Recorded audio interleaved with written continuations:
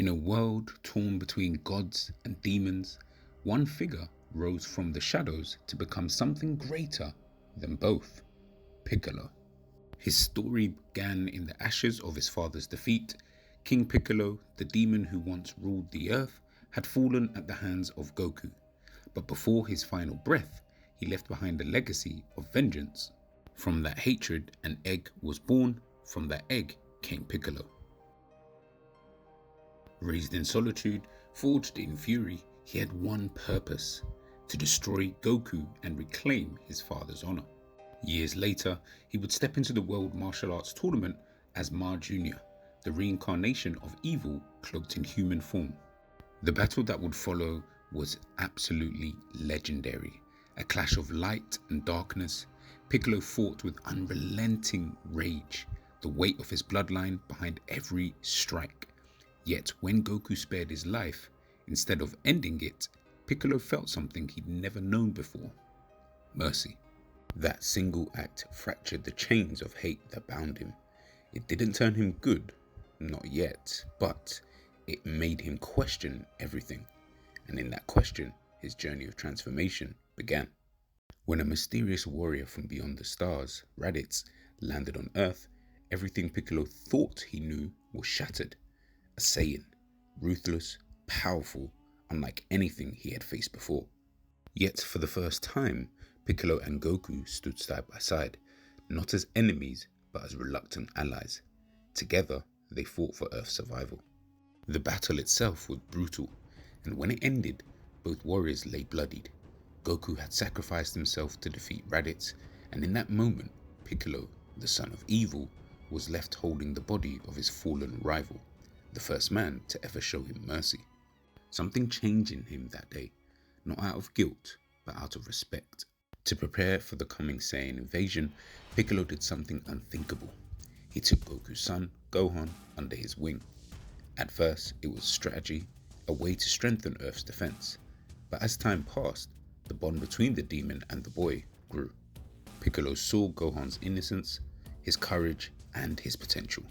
He pushed him hard, forcing him to survive in the wilderness, to control his power. But behind that cold exterior was care. In teaching Gohan discipline, Piccolo found something of his own humanity. And when the Saiyans arrived, he made the ultimate sacrifice, stepping in front of Nappa's blast to save Gohan's life.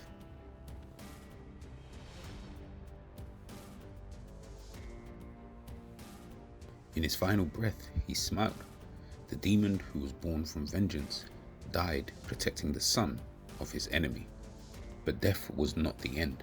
Thanks to the Dragon Balls, Piccolo was reborn, this time on a distant world, planet Namek. It was here that Piccolo finally discovered who he truly was: a Namekian, part of a race known for wisdom and creation, not destruction. When he fused with Nali, a brave warrior mortally wounded by Frieza, their spirits became one, strength united with purpose. That fusion wasn't just physical, it was spiritual. Piccolo was no longer the son of King Piccolo, he was his own being, forged by experience, reborn through compassion.